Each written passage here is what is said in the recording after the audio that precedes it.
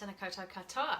So January can be a time when we're still easing our way back into the new year, many of us getting back to our normal routines, and for many of us enjoying some time off and some time in the summer. And it's given me time to reflect over the summer holidays to really think about what I'm grateful for, particularly when I talk to friends and family in the UK, and I guess this is for the people in the UK.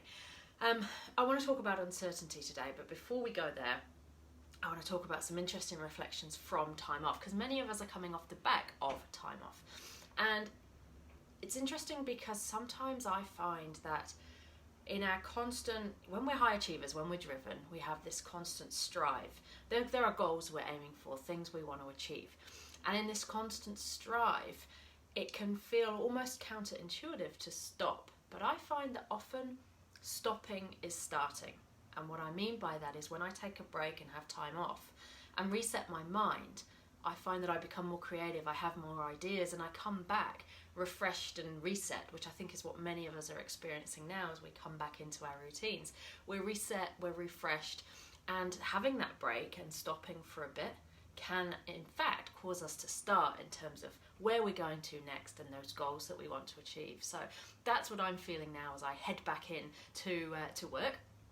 After some lovely holidays around New Zealand, now I'm a nomad at heart. And for those of you that resonates with, we struggle when the borders are closed, eh? When we can't travel, it almost feels like our wings have been clipped.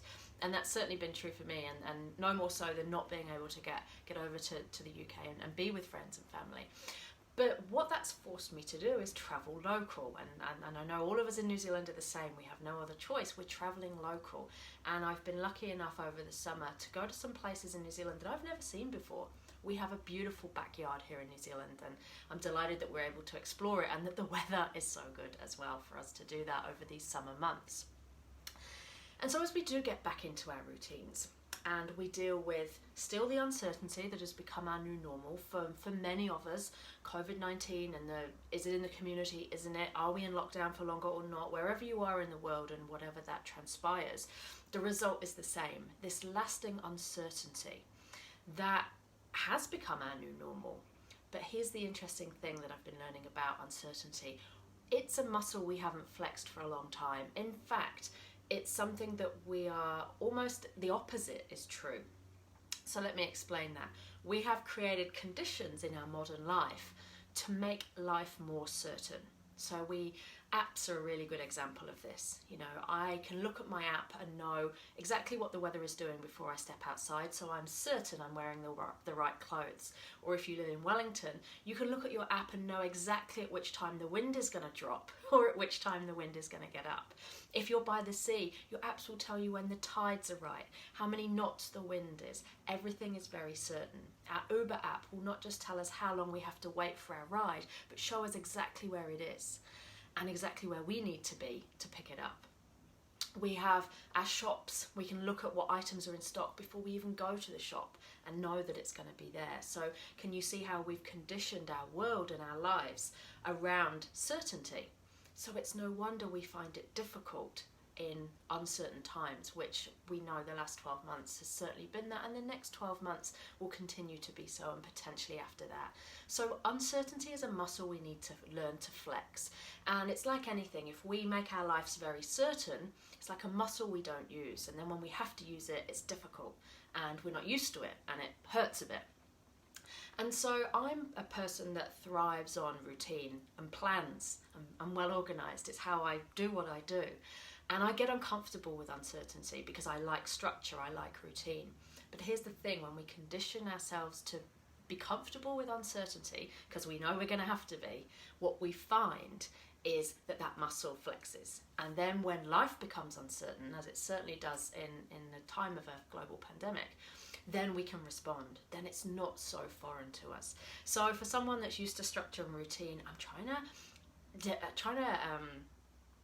I guess, experiment with some uncertainty, and what that does is it opens up some of our creativity as well and some spontaneity, not just in terms of our life, but in terms of how we think. So that's what I'm working on at the moment.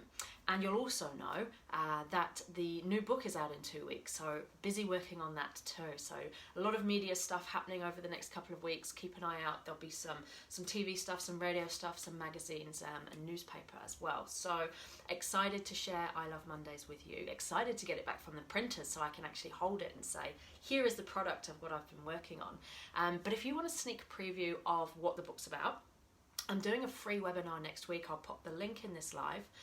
It's lunchtime on Wednesday next week, and it's free. It's a bit of a sneak peek. This is what the book's about, and if you are someone that struggled to return to work after the Christmas holidays and feeling a bit of the Monday blues, or just feeling, you know what, I've outgrown this job, I need something else, but I'm not sure what is right for me, what's the next right move.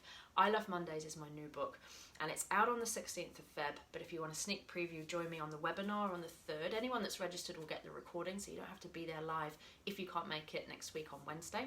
But I'll be giving you a sneak peek as to what the roadmap for career success looks like with I Love Mondays, how we find work that works for us, how we find joy in our work, and if that's not our current job, how to change it. So I'm excited about what February holds. I can't believe that we are at the end of January already. The year is going quick and it feels like it's only just started.